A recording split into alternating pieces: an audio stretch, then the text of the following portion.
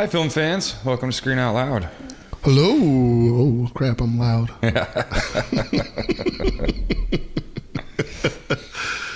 We got the ever charming Kofi with us today. Yes, I'm here.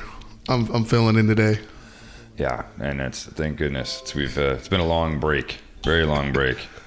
We're finally back on the camera. A lot of things to talk about. I'm gonna dive into the stuff that no one really wants to talk about first. Depressing stuff. And what is that? So okay, apparently in Manhattan, the DA was able to get, in the case of Harvey Weinstein, 1 out of 6 criminal charges dropped. What? Yeah, and one victim's testimony and the whole case has been thrown out. That would be the Lucia Evans testimony,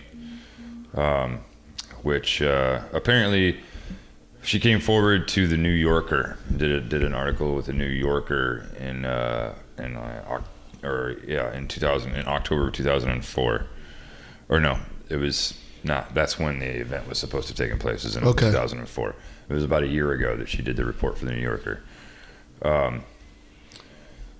Anyway, everyone had something to say about it. Ben Brafman in the defense definitely slammed the New Yorker because the investigative reporter that did the report, Ronan Farrow, he believes that if he'd have done the right fact checking, some of the evidence would have come to light. The funny thing about this article, the problem I have with it is he doesn't mention what that evidence is.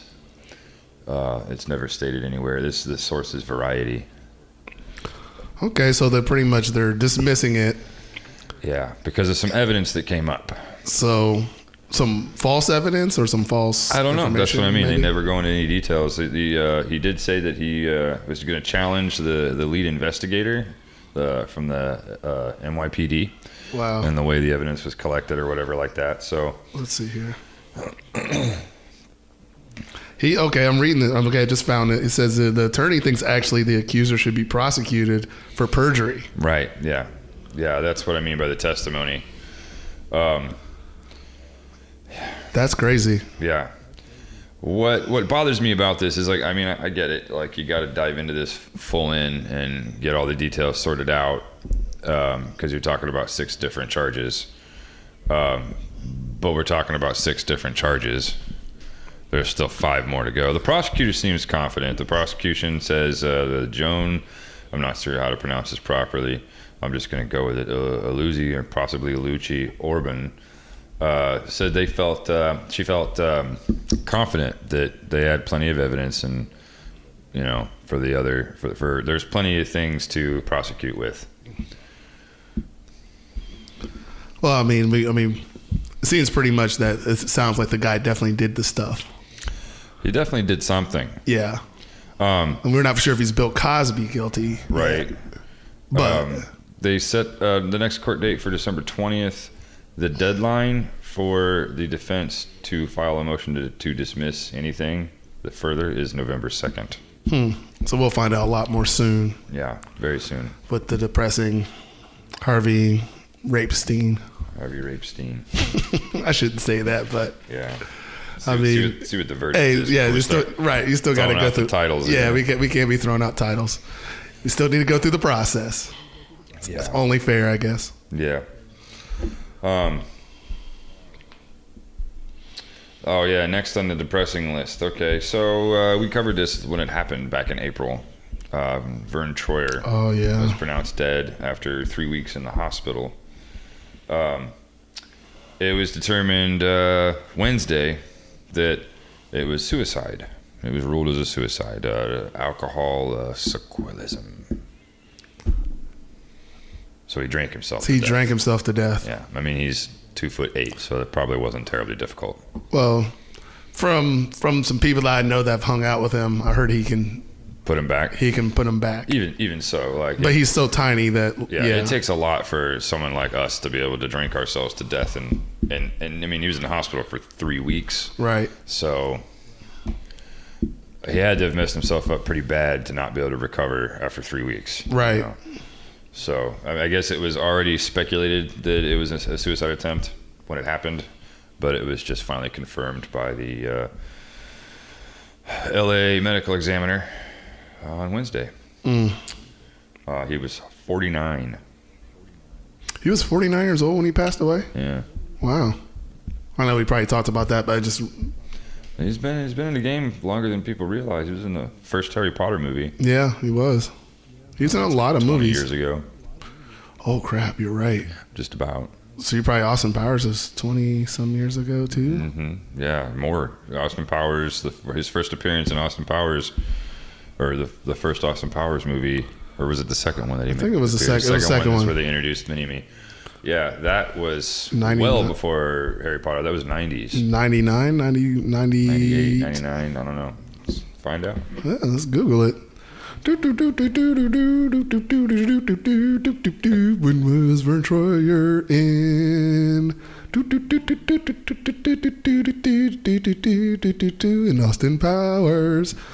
Okay, sorry guys. It's one of those things. It's our Google Box theme song. Checking music. Okay, that was probably getting annoying to you guys. You were right the first time. It was 99. 99. Yeah. Wow. Okay, I'm old. So almost 20 years ago. Yeah. I never really thought about that way. That is sad, you know. Oh, and who knows what he sudden was battling. realization that a movie that you consider to be a newer movie is actually considerably older. Well, I didn't consider it new, but at the same time, I didn't consider it was that old. It's generational. It is definitely It's right. for our generation. That movie is an our generation movie. Yes. And it's like my dad talking about John old. Wayne movies that he loves, but he's Right. 70 almost. right, Okay. kind of. Not quite the same, but I bet you he felt the same way when the John Wayne movies were 20 years old. Well, yeah. You know, when he was what, like, I don't Yeah. know, He's probably, 40. 40. He was our age. Right. Or Yeah. close to it. Close Right. to it. So that's enough depressing news. Let's move on to more fun Yeah, things. let's talk about some better stuff than that. Actually, this is kind of equal. This is a little bit both depressing and fun. Warner Media CEO John Stankey announced that they are planning to launch a direct-to-consumer streaming service in late 2019. He announced this at the LA Vanity Fair convention, the summit thingy. I didn't write down the full title of it. It says they're going to be offering various different package bundles. HBO's fronting. He says they're going to be more expensive than the current packages offer, and he said they're priced more than fairly thanks to the emotional connection with shows like Game of Thrones. They plan to spend around the same for content spending. They plan to do around what Netflix does, which is $8 billion respectively. So, and that's AT&T's Warner Media. They have a lot of other companies that are involved, and they're going to draw from all these different companies and try to create like a library of specific content and shows and animation, what have you, to put on the streaming service. So like AT&T, pretty much Warner, they pretty much own NBC. Would that be, I think, or maybe possibly? they didn't mention NBC, but no, I mean, I'm looking at something here right now. Oh, Like okay. they have Friends yeah. in their repertoire. Mm-hmm. Wonder Well, they Woman. have deals with a lot of people. They have deals with Disney and Amazon and like all and Netflix too, all kinds Right. of people. But obviously, with Amazon already doing what it's doing, and then Disney's launching, I think I read somewhere in the article that I got this information from that the DC streaming service is also involved with Warner Media, which makes sense because Warner Brothers. Yeah. But so I don't know if this is gonna, it's obviously not gonna change anything because I guess the DC streaming service launched either today or tomorrow. Yeah, Titans, the first today, episode of actually. Titans is out tomorrow. Yeah. Fully came out today or So- Monday, actually. Fully launched Monday. So that's already going. But I guess this John Stankey guy is he's worried about its ability to standalone. So I think that's gonna be the thing. Like you'll still be able to get the DC package or the DC by itself if you want, or you Right. can do this when they launch this and get this Warner Media package where you get some HBO and some DC streaming service and all of those combined for a larger price. But for less price than which buying them it's- individually, which is smart. We've been talking about this Yes. streaming service stuff for a while, and this is something that many people have said. I've said this myself. He that said it. We just were talking you about need- this earlier. You need to bundle it up. If you're going to go to this direct-to-consumer thing, you've got all your hands on all these different companies, and each one has their own streaming service. Nobody wants to pay 17 bills for 17 different streaming services. Nope, they sure don't. So you're going to have to like Bundle it up like cable. bundle it up like cable and sell one streaming package that has multiple services attached to it. Correct. And it's going to be better in everyone's hardware as well. Right. And right now, I'll tell you this much: I'm already spending $30-some, Yeah, $40-some but dollars on between different streaming things. Amazon and Hulu and Netflix And HBO. and Yeah, it's bad. But this is a Stars. smart move for AT&T. it is a smart move actually. I've been waiting for who was the first bigwig that's in the streaming wars is going to come out and go, you know what, we're going to take these 4 or 5 different streaming services and offer them. And they already have It's a going to be built-in better network. money. It's going to be better money for them. Well, they're already charging everybody pretty much unlimited streaming anyway for their phones. Yeah. So, I mean, most of these streaming services are available on your mobile devices. That's the whole point for AT&T to go into this business before Verizon. Yeah. And so here's a question. Do you think this Yeah. marks the death of network television? This marks the death This is of. at least the rattle. This is definitely the rattle. Network, because there's still people that like to they live their life around that TV show. Mm-hmm. I'll tell you what's going to be the death of network television when sports goes completely all streaming to your phones. Yeah, which it's already starting to go that direction. You can get Although that's a ESPN. much more expensive venture, consumer-wise. On the consumer end of things, it costs a lot more to watch a game that's not being televised, so on and so Right. forth. But yeah, the moment you have to watch Monday Night Football on a streaming service on your phone or on your tablet or whatever, and you can't just turn it to ESPN2 on your Right. TV. It'll change. Yeah. So I mean, network TV will stay because I think of sports and news. Yeah, news for sure. Yeah, But everything else, everything else will that's the other thing, will too. go to this system, will on more- demand type system, streaming system. Why not? Will more and more shows do complete season packages instead of tune in next week? I mean, there. We already have that with Netflix. Netflix continuously launches whole seasons of its own original content. I think you'll still have some just because They'll network do like what TV Hulu does and still. other streaming services do. You're in your current season. We'll put this episode up for 2 weeks, Right. and then we'll take it down. Right. I think that's what they'll do. I think that's what they'll have to do. Or like you said, network TV is done. Like, Yeah, I because pretty if they go full seasons at one shot and you can just binge it all you want, Yeah. that will kill it. That will would kill definitely kill network television, at least in the entertainment field in that area. everyone still looks forward to, and then for instance, I'll say why like regular TV cable won't go because everyone still wants to watch Love and Hip Hop every week. That's true. I can't wait till the next episode of Love and Hip Hop. Yeah. we gonna watch VH1 because we gonna watch Love and Hip Hop or Bravo or any of those That's- channels. I'm waiting for that announcement. But once like Bravo and maybe some of the other cable channels, we know that Viacom's not going to change the model unless it goes underneath the Disney thing. But does that fit Disney's model of what they're trying to provide for people? Because people don't realize that MTV is owned by Disney. The Disney streaming service is very specific. They've been very specific about MTV. what kind of content they want to provide, and it's not that kind of content. Right. They're not going to have reality shows. They're not going to be doing music videos. They're not going to be doing the kind of stuff that we look at MTV to get. It's all going to be family friendly. I don't even Right. think they're going to have anything that's even remotely close to being rated R. Right. It's all going to be animation. It's all going to be big family films and ABC style shows and stuff like that. Just like I imagine DC might have more R-rated stuff because there's more content available in that universe. But, Right. But they're going to focus most of their television programming on like CW shows and things like that because that's where they already are. That's where their market is. Right. That's just interesting. But it was a smart move by AT&T. I think it's a genius move. I agree. Even better question: does this mark the death of Netflix? No. Or the start of, anyway? No. No, you think they'll come back strong? No. Their content's good. And they have I think Netflix has a lock on comedy.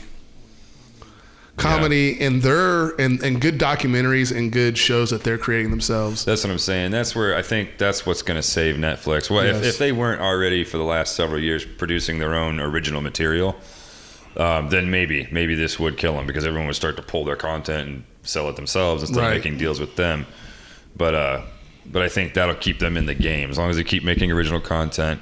And there's going to be plenty of other things that they're going to want to make deals outside, you know. Right. Like, we're going to put this one here because it's more lucrative this way instead of putting it here. Well, for instance, I mean, if they're going to partner with AT&T on this, and AT&T bundles Netflix AT&T owns Warner Media already. Oh, so Netflix is already in that bundle, right? I don't think so. Don't Netflix think so? is his own thing. It's his own thing.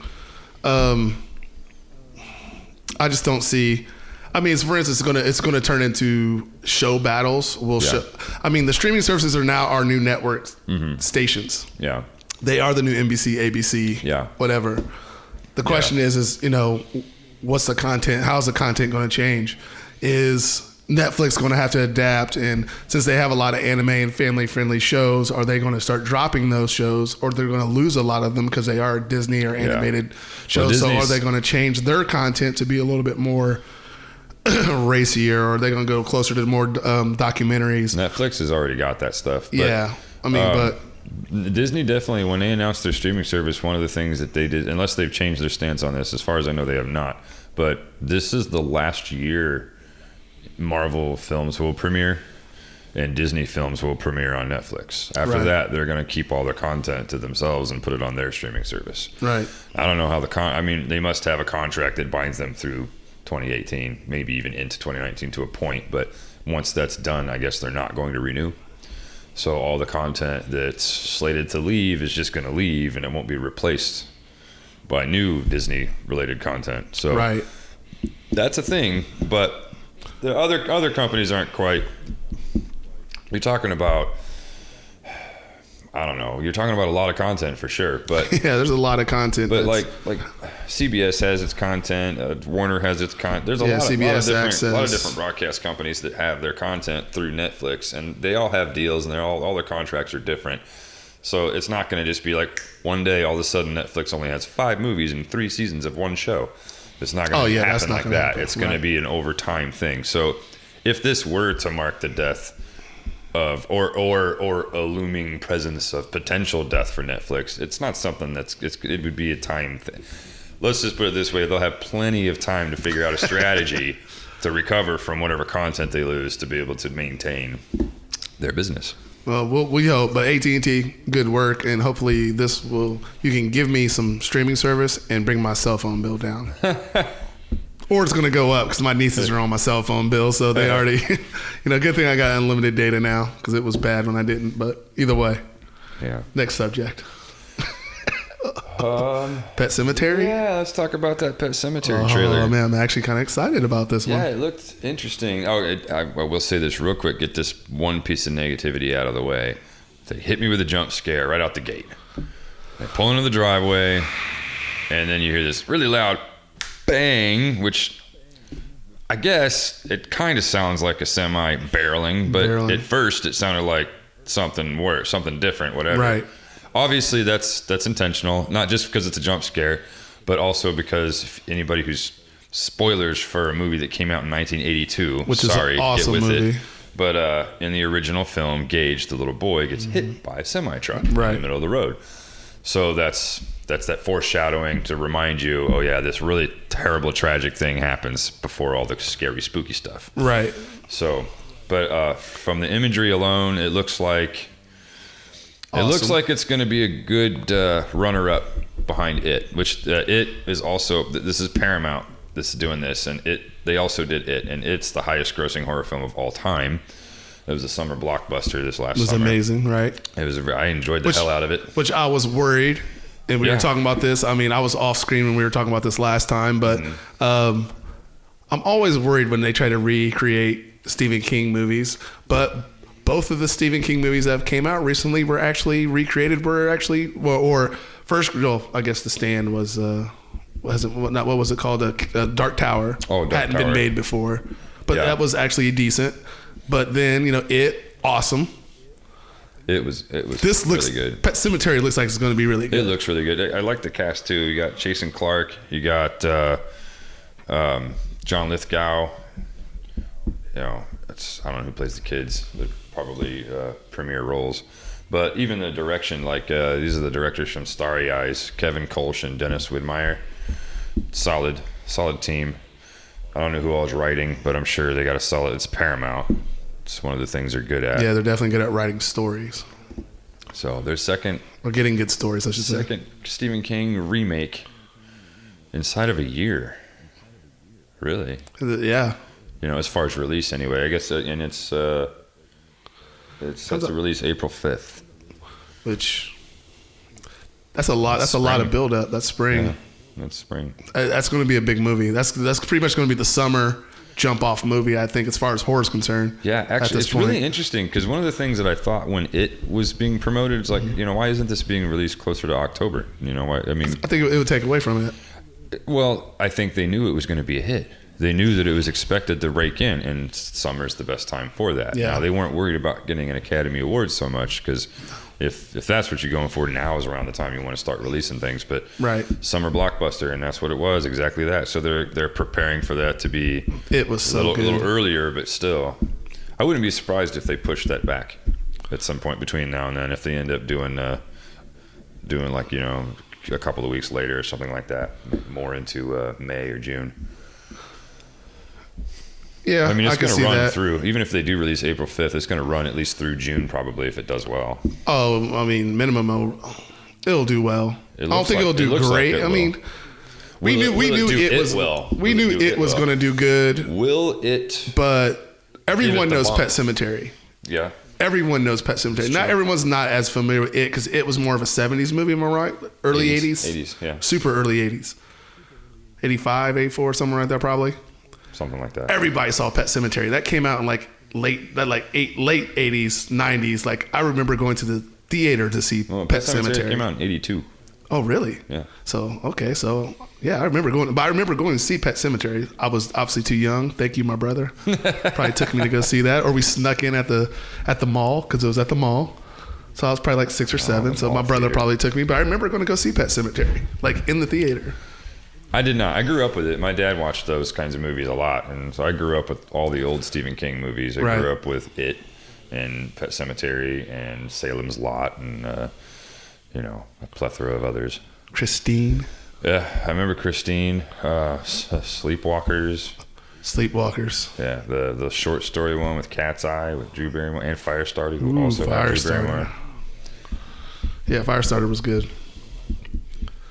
I didn't see that until a lot later in my life, but That's the thing is I saw them all as a kid, but they were just like, I liked them, but I didn't really get it.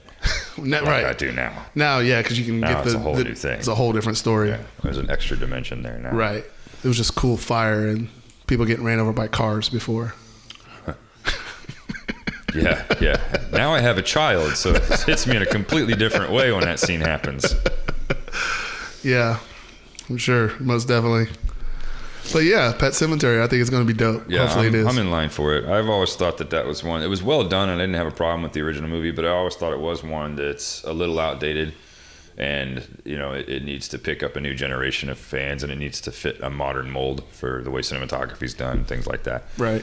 And what they did with it, they've proven that they can do that. So, it was sick. Yeah. Yeah.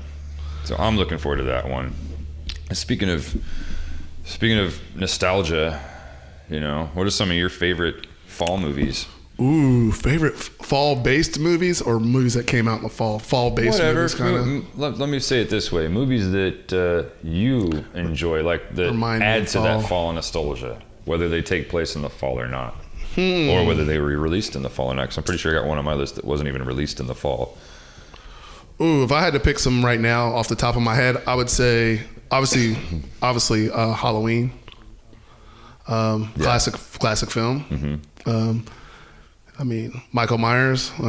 Yeah, I'm looking forward to that new one too. It looks interesting. I like the idea that instead of just continuing the franchise the way it's been, they're gonna we're gonna go ahead and take this movie and call it canon, and and then we're just going to continue the story from that point, Right. instead of pretend like the rest of them were their own thing. Even though the one reasons I do like Halloween is because it was the first time a black person actually survived a horror film.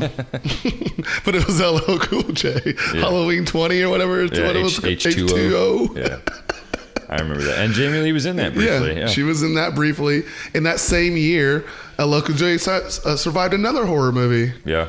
Sharks, whatever it was called. Yeah. It was 2 times in one year. It was amazing. Yeah. So, that always sticks in my head. But Halloween, I guess all horror movies, Nightmare on Elm Street, obviously that's one of my favorite series of movies, period.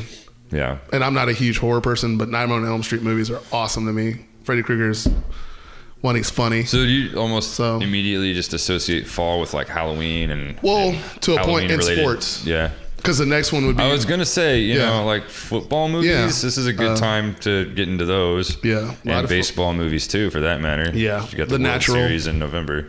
The Natural was going to be my other one, That's a good one. which Robert Redford. If you've never seen The Natural, go watch it. It's a great movie. It's a very, very good movie. Very, very good movie. And I mean, to a point, fall kind of really does put me in the Yeah. kind of That's actually pretty normal. I've Yeah. asked that question to a lot of people, and they all kind of have that same shared concept that fall for them, especially like it's October now and it's still pretty green out there. You know what I Right. mean? But once the leaves are Well, now gone it's and the trees are green. bare, it's like right now it's green. Yeah. Well, It used to feels not like be it's that gonna way. change. Feels like it's going to change pretty soon. It was a little chilly this morning. Yeah, But I do think of those things as well. But there's other kinds of nostalgia that I remember loving around this time. yeah. Which one what do you got there? Always Hocus Pocus. I come back to that one. Hocus Pocus, huh? Yeah, it's hilarious. It's a The one fun with kids the little- movie. I'm talking nostalgia here. I was a kid. Yeah. Okay. Casper as well. I was 15 when that movie Casper. came out. Okay. E.T. Oh, E.T. I'm pretty sure E.T. was a summer blockbuster, but it takes place like on Halloween. Yeah. So I actually got into a really funny conversation with E.T. a friend of mine about that movie, about the premise of that movie and some of the holes that are in it. Oh, that are missing inside of the missing movie. pieces, like what's the motivation for them to come here, and also why did they leave their dude, like things like that. They wanted Reese's Pieces. Well, the Reese's Pieces hadn't been established yet. Well, I mean, they were Just in that movie. just the guys in the pickup truck, which Well. for Men in Black they sure were loud, Yes, they were. and they weren't in black at all. They were just wearing jeans and flannels. Right. But They were undercover. yeah, I haven't really ever thought about it before, but in a conversation, I think we established that E.T. was really only here for maybe 3 days before he got that thing built and they came and picked him up. Because you see Elliot skip school one day. Right. You see the first scene takes place in the evening at night, and it's like they're playing D&D in the kitchen table and they're going to go to bed or whatever pretty soon. Right. And that's when it's established that E.T.'s found Elliot. And you assume that all happened the same night, them landing and taking off and leaving him behind, and then him making it to the shed. Right. Okay. And then goes back out that same night, sees him in the cornfield, freaks out. Next day, he goes to school. He gets through school, and everyone, whatever, they don't really show much of that. Right. Okay, so that's day one. It's pretty much right? one full 'Cause 24 that hours. night, Right. That's when he goes and does the Reese Piecey thing in the lawn chair and gets him to Right. come inside. Right. So that's day one. Day two, skip school. Skip school. Right. Skip school, stays there, hangs out, talks to E.T., introduces him to his Star Wars figures, One Right. of my favorite scenes, actually. 'cause I Yeah, miss it's one of the all my greatest Star Wars movie figures. scenes ever. And then he goes back to school on day three, because that's when E.T. gets drunk on beer and Right. in the fridge, and then Elliot feels it, and then it couldn't have been more than one more day after that when but family starts getting sick, and then all the people swoop in and all that. So it was Right. at most 4 days is when E.T. was on the planet. I think you're about right. Never thought about that as a timeline before. Maybe we should Having figure a out how long conversation. Alf was on the planet. That might be a better conversation. Three or four seasons is the answer to that one. Three, I four don't seasons remember of how many eating seasons- cats. Yeah, I don't remember how many seasons there was of Alf. Was that the animated Alf or the Right. We're talking about regular. We're talking about real Alf. real Alf? Okay. We got completely off subject. We sure did. But okay, E.T. Also, Goonies. Goonies. I was gonna say that was gonna be one of mine too. I love Goonies. Everyone out there knows I'm a Richard Donner nut. Yeah. But Goonies. and also Practical Magic. If you're looking for like more of that romance, mushy stuff, Practical Magic fits the bill. For Is that the one with Sandra Bullock in it? Yeah, Nicole Kidman. Okay, yeah. I think I've seen parts of that. I mean, I've started watching it, and then stuff happens. Not your thing. Yeah. That's all right. But hey, I like fall movies, and for me, I'm more of a at home movie person. There's certain movies I've off screen said before, I'll rush to the theater and actually go see. Mm-hmm. But a lot of times I like to get the see what's going on. But those all were good movies, except for I'm not sure about Hocus Pocus. Hocus Pocus. You might get clowned about Hocus Pocus. You don't have to like it, but Hocus Pocus is great. And it's good enough to where fans keep making fake remake stories and sequel stories, and people are like, "What, really?" Well, I always do see people dress up as the Hocus Pocus witches yeah. every Halloween. Like in the bar, you see them like, "Who are you?" "We're from Hocus Pocus." I'm like, "Okay," and I just keep going. I don't dress up for Halloween most of the time, but I think I might again. Thora Birch's best role ever. Thora Birch. She didn't grow up to do much better. Good point. I forgot about her. Yeah, everyone did. Everyone has. Everyone has. Oh man. So what are we going to next here? Venom. Venom went and saw Venom this week. I was supposed to go yesterday. So no spoilers in this because it's still pretty fresh. Plus he hasn't seen it. So, but my opinion. Well, actually, it doesn't really matter what any critic has to say. It's basically critic proof. It opened to 80 million. It's still doing well. It's got the highest recorded Monday sales in October. So there you go. And even though it's not I consider this still a Marvel movie, even though it's not underneath the Marvel. It's in association with Marvel. Yeah, but it's a. As in, it's like clear as day. Like the Marvel logo happens, you see it. It doesn't say studios under it. Okay. I think there's a reason for that. But it does clearly say that it's in association with Marvel. So they had to have at least had some consulting involved. Okay. Because the biggest thing I had a concern with before it started, this was supposed to be a rated R movie. Oh, no, it was never, that's what people wanted, but it was never claimed that it was going to be. Okay. Their inspiration for keeping it with the rating was basically Dark Knight. Dark Knight was PG-13. It held well as a story, and it was dark and interesting and very adult. And so there's no reason why we can't hold a PG-13 rating on this. Right, okay. And still maintain that level of sincerity and darkness. Plus, it's not like just a villain horror movie. It's an anti-hero movie. Right, anti-hero, right. Really, not really a villain. So he ends up being kind of a hero, but in an anti-hero way, Right. And it's just, it works well with their plan, with what they were trying to say, because there's a chance that down the line he might be in a Spider-Man movie or vice versa. Right. And it'd be weird to have Spider-Man in a rated R movie. You know what I mean? At least True. young high school Spider-Man. So in order to fit with that, that's part of why they kept it dialed down a little bit. Okay. Plus, besides, man, it wasn't dialed down, is what you're telling me. It wasn't that dialed down, really. There's a trick to that, right? And I'm not going to sit here and say that this was a fucking masterpiece or anything like that. But there is a way to film things that are suggestive. You don't actually see exactly what's happening, but you can see what's happening. But you know what's happening. And it works on an emotional level, and you can connect to that. And they do that through this. Like he's biting off heads. Right. You get some of that. Right. And it's not crazy horror movie gory because it's not rated R. But you still get it. Anyway, it's funny. It's funny. Above all. Really? It is funny. Very funny. I laughed through the whole movie. It was good. Wow. It was good in that sense. I will say the best parts of the movie are basically Tom Hardy. Tom Hardy carried it, and it's the dialogue that he has with Venom is the best. Oh, I'm sure that's I mean, that's best in the comics. If you haven't seen it already, go ahead and give it a shot. I don't think you'll feel like you wasted your money or your time. Okay, good. Good. That's good to hear. And that's good to hear he has a decent amount of dialogue with Venom. Mm-hmm. the symbiote. See, that was in my opinion, I actually really like the Spider-Man movies.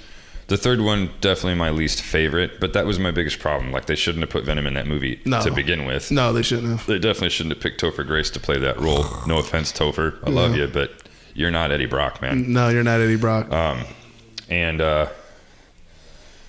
Yeah, they handled the character wrong. There was no weed. There was no. He wasn't scary. Right. Venom's supposed to be a little bit scary. Oh, and Eddie Brock should have been a little bit terrified of the whole situation. Right. And Topher did not carry that. And it's not his fault. It wasn't written that way. It just shouldn't have been in there at all. If they were going to keep and maintain the stylized that they had with the first two Spider-Man movies, they shouldn't have even involved Venom in the third one. I agree. Totally agree. They had to fit him in just because they knew people would go watch it because he was in it. I think that's what it was. It was literally a fan demand. And they're like, all right. Sure. I don't know. I'm really curious as to what Sam Raimi thinks about it. But I'm actually really curious what Sam Raimi thinks about this Venom.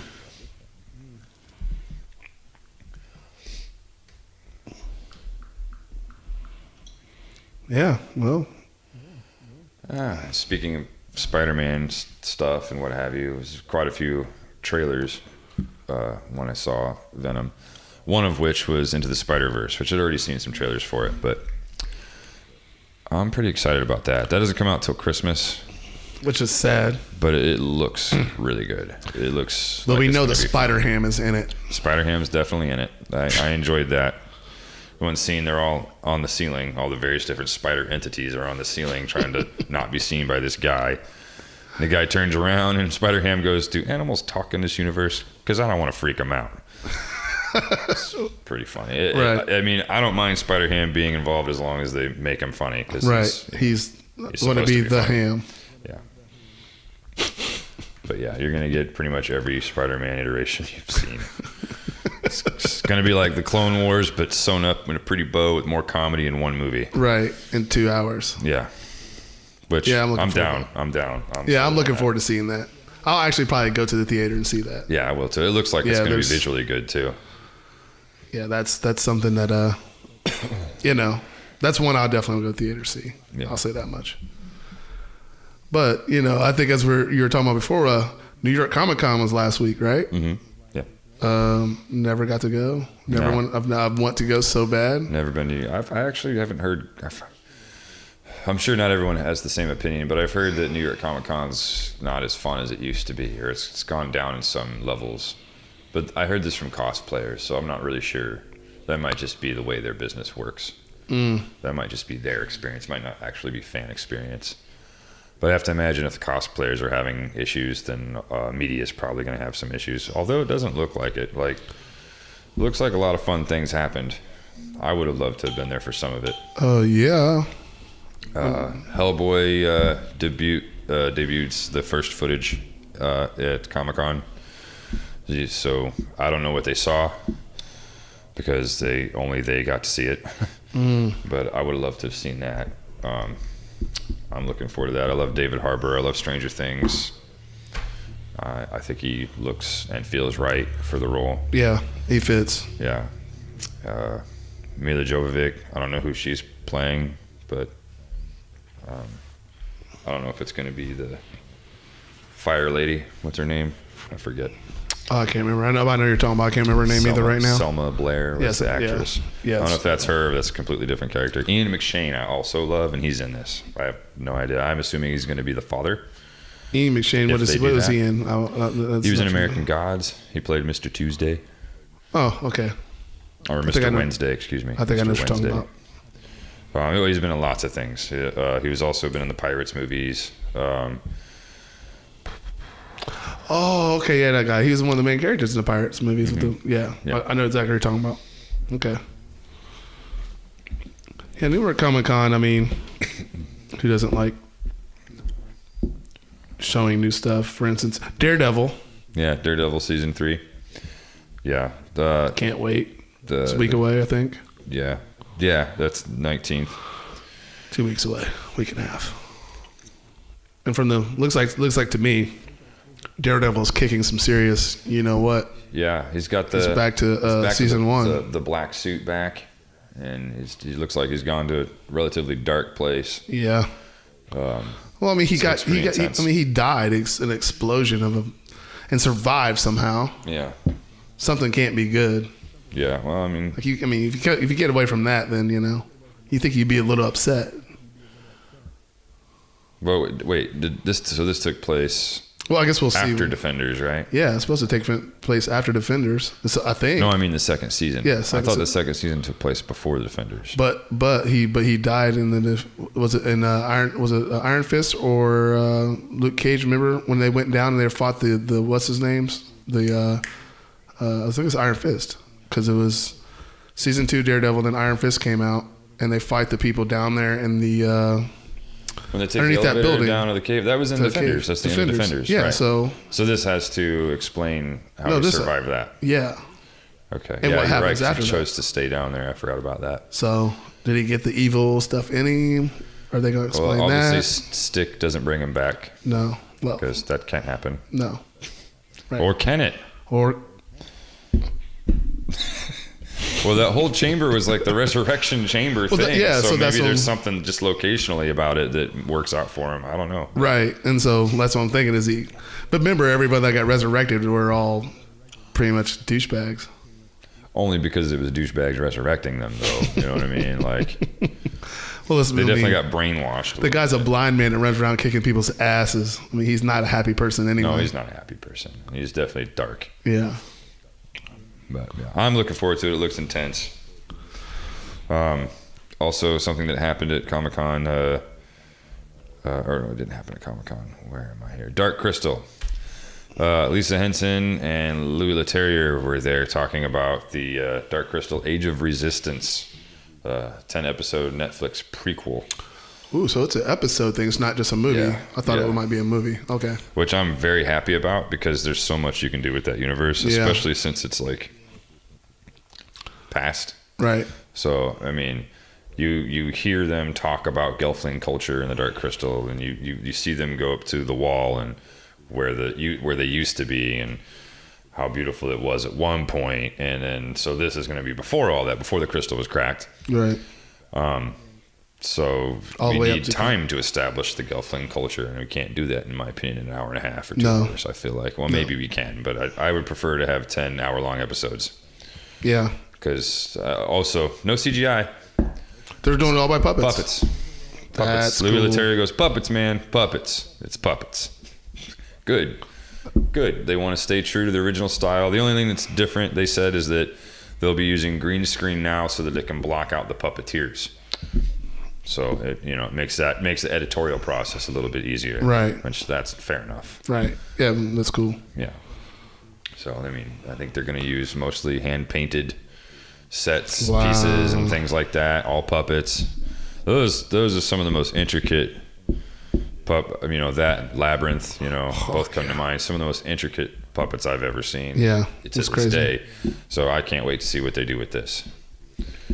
I'm looking forward to it. Apparently, Lisa Henson, who's also the executive producer on this project, was looking at things like Game of Thrones and several other shows for inspiration on like the depth that she wants to bring to this. So it might get kind of intense. Wow. Okay. I mean, not like gory, but intense. Right. Like character development wise is I think what she means. Right. But they'd have to go way. Okay, so this could really be 10 episodes of a prequel, but we might not even get to the Dark Crystal until. Oh yeah, I don't 50 episodes later. I was going to say I think that I don't even know if they're going to do more episodes after this. This is just this was in development for 7 years before they teamed up with Netflix to do this, but and then they haven't necessarily said whether or not there's going to be more seasons, if you will. Right. But as far as I understand, it's supposed to take place well before the crystal cracked. Okay. So, I mean, the familiar characters we won't even see. And theoretically, we won't see the Skeksis because the Skeksis come out of the split. Right. Like their race is created by the cracking split of the crystal. So right. They're a combination of the mystics and the old ones, whatever they're called, the white beings at the end. Yeah, I haven't seen it. I haven't seen Dark Crystal in such a long time. We'll have to rewatch it now. Yeah, it's a good call. It doesn't have a release date yet, so but although they did finish, they wrapped up on it, so they're done. They're in post now, so that's good. Good job, Netflix. Right. And then Gaiman was there, and he in an interview said that he was not going to budge on the whole American Gods season 2 thing. So even though the entire writers' room has changed and they have all new writers, he did confirm that there's all new writers involved. He said the viewer experience isn't going to be changed; it's still going to be what you're expecting. And, Okay, that's cool. yeah. So, I mean, I've only seen little pieces. We were talking about this earlier. I need to go watch the whole thing because I don't have Stars, so It's I've worth only it. seen it. I've only heard one person speak negatively about it, and they did like the book, so I was a little surprised because what I found is that it followed the book pretty much dead on Really? Okay. for most of it, but it also brings in a little bit of a Nancy Boys to it, which is the follow-up to American Gods. And the actors are phenomenal. It's everybody's seen carried that's well. in it. Yeah, they're good actors. And it's a pretty short season. So, yeah, I'm curious as to how many episodes will be in the next one. Obviously, they haven't started yet, but they are wrapping up Good Omens, though. And Gaiman is actually happy to be moving away from that, moving on to this. And just something else recently they were talking about it, another property of his, and I'm spacing what it is. It'll come to me eventually. And then another thing that was talked about at New York Comic Con is James Gunn is in talks to take on Suicide Squad 2. Which I think would be a very smart thing by DC Yeah. to go ahead and do that if they're looking to make Suicide Squad 2 even better. I mean, because the first time I liked Suicide Squad, I thought it was pretty good. It's not the greatest movie ever, but I mean, it was fun. It was already kind of funny. His writing's going to make it probably even funnier. Well, according to what I read, they're going to take it in almost a completely new direction, which it needs to. It needs to go in a completely new direction. I don't know if they'll be recasting or not. I imagine if they're going to keep with the 2 as it being a sequel, they're going to have to keep the casting. Right. Which makes sense. Whatever. I didn't have a problem with the cast. I had a problem with the story. The story was kind kinda- of execution. Right. The cast was fine. Cast was fine. I feel like Leto could probably do the Joker, but I didn't like his Joker. And not at all. But you didn't really, I mean, he didn't have time to really do it, though. Well, the direction of that, I don't understand what David Ayer or who are the art directors and people. Why did they do that to him? Like, Why'd they make him like super ghetto gangster? Yeah. Like, why? What's this like? Okay. But there's versions of the Joker in the comics, and you know, Yeah, but they're that are that not away. the Joker. They're Joker ripoffs. As in, they're actually different characters that just dress up like the Joker as well. Well, true. Well, And that's the closest thing I can come with him is if like Jason Todd had become the Joker, and that's what he would look like. For some reason, he'd go get tatted up. yeah. Because Okay. the Joker, the story that Good that point. most of us know is Good it was point. the all it takes is one bad day story, you know, with the comedian and then his wife and his kid and the whole thing, and that's what we're getting with the new Joker. There's going to be Arthur, so I'm looking forward That's to gonna that. be good. They that was a couple weeks back, but they released some test images, That's gonna be promotional good. images of Joaquin Phoenix. I mean, the thing is, though, let's just be honest. We're not ever gonna get a better than Dark Knight Joker. But see, It's not happening. Everyone always says that. Every time this happens, everyone always says It's that. not happening. And here's what happens. It's one off, right? So people were worried about Jack Nicholson, and people are like, "Why? What are they doing? Jack Nicholson can't be the No, Joker." I thought Jack and Nicholson then did Jack fantastic. Nicholson pulled it off, and now he's sort of created a standard. And then everyone said the same thing about Heath Ledger. No, not me. Can't be the Joker. What's this? What's going I on? was Everyone was looking really forward worried. to it. And then he did it, and it was incredible. It was, And then everyone said it about Leto, and they were right. It wasn't very good, but right. everyone always says the Joker is such a beloved villain character that everyone's always really worried about, like who's gonna do, how they're gonna do it, and you know. I think what more mean? people are worried about how good the Joker is than they are worried about Batman. Because well, if that's not the Ben thing. Affleck would never be Batman. But that's the thing, like how. All right, so one of the reasons that the Joker is such an amazing character is because there is some pliability there. He is a malleable character. You can do a lot of stuff with the Joker. There's been Yes. various iterations over history, even in the comic books. Even in the comic. So why not? Let's see what Joaquin Phoenix does with the Joker and stop comparing him to other Jokers. Because I'm not comparing Leto to Ledger. I'm just there's saying. no way there's a I'm comparison. just saying straight up, I didn't like his Joker. Heath Ledger even smashed Jack Nicholson. I didn't. Well, I might have back when that came out. I might have still not quite got there yet, but I don't currently compare Ledger to other Jokers either. I just like his Joker. I mean, I like his the character. first Batman. I like, Me too. Yeah. I do too. And Dark that Knight's- was our generation's first Batman movie. Yeah, there was Right. a Batman movie before that, and we probably both had seen Right. it. Oh but, yeah, most definitely. but it didn't come out in our lifetime. That was Right. something that we came across. We got lucky to see. But Batman came out in 1989. We were like 10 years old and fucking excited. Dance. Prince, Okay. Did you see that little trailer that they did for the Joker? No, it's a new one. For the, Well, it's not new. It's not really a trailer. It's more like a Like a quick montage clip, thing? A little clip? And it's Okay. it just shows him, and it's got some music playing, and then it flashes like the Joker face. makeup over him, so it looks like there's like a projector crossing him, so you get glimpses of, and then it like lines up, and he smiles, and then it goes black. oh, It looks. I mean, don't get me wrong, because The song that they're playing, that's the part that really kind of makes it. It's Right. definitely an old song, but you'll recognize it. Well, see that I think that's the cool part about this, though, I will say, and like I said, it can't be a comparison, is the fact that they are creating a Joker, full Joker movie. It doesn't have any they're Batman. giving him and they haven't done that. Yeah, and I they mean, have not done that The yet. closest they've done to that, and it was they made it up for that movie, Right, was the Jack Napier background right. in 1989 Batman, right? And Right. that's probably what most Batman film fans, because they're Right. out there. Oh, yeah. They talk about how much they love Batman, but they don't love Batman. They just love Batman movies, Right. Which is fine. No offense. Yeah. Do you? Right. But I also love Batman comic books. Yeah, Batman And comics. there's lots of ways to tell the stories of most of these characters, but the Jack Napier background isn't like an official comic book background so much as it's something they wrote to explain Right. this story of the Joker and why he would be the way he is. Right. Well, the same reason why they didn't get into it in The Dark Knight, because They didn't need to. They didn't need to. I liked that mystery, and that's the other criticism I've heard too, is that people really like that mystery. And I'm like, well, we have that. right. We've had that. Let's do something different. You know? Right. Like, and it looks like that's what they're going to do. So I don't know if it's going to be straight direct. It only takes one bad day. But I'm sure it'll be close. But it's going to be close because I mean they picked Arthur as the character. He's definitely a comedian that obviously has the bad day. So Right. we'll see what they do with it. But I'm looking forward to it. I have faith in Joaquin Phoenix and Oh well, he's an amazing actor, so he people can. that are involved, so. honestly, if anybody can pull off the Joker other than Heath Ledger, it's going to be Joaquin Phoenix. yeah. I mean, let's just be honest. I mean, yeah.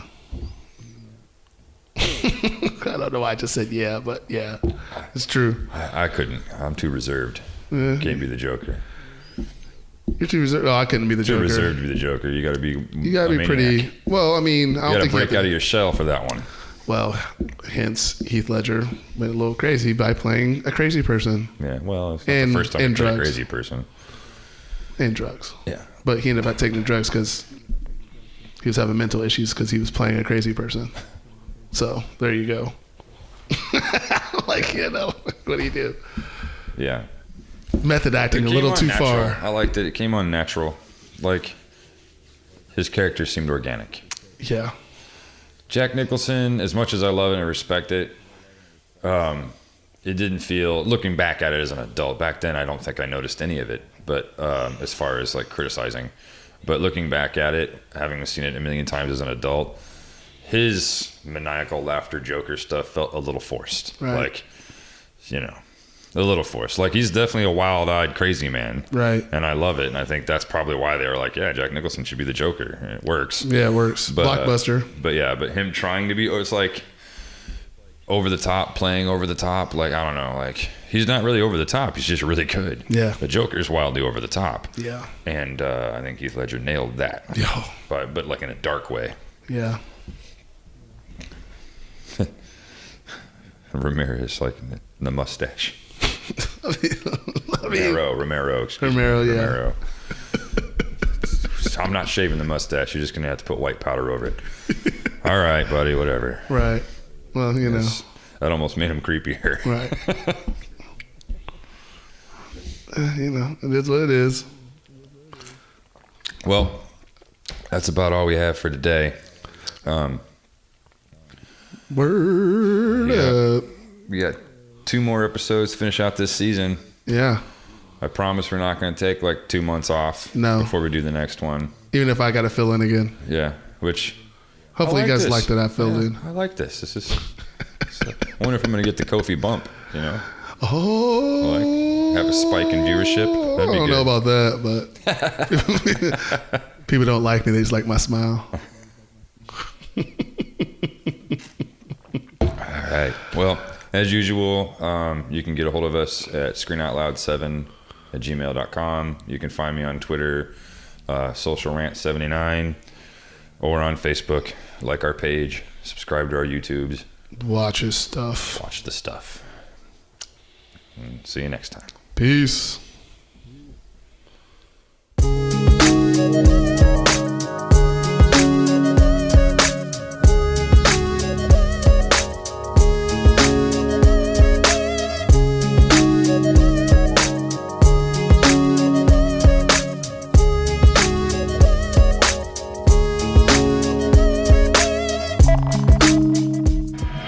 Take advantage of 765 Live's advertising packages. These packages are built to get the word out to listeners for the fraction of the cost you pay at other radio stations. With packages starting at $200, advertising with 765 Live is a great investment. For details, visit our website at www.765live.com or email us at 765live@gmail.com. 765 Live, your new favorite streaming radio station.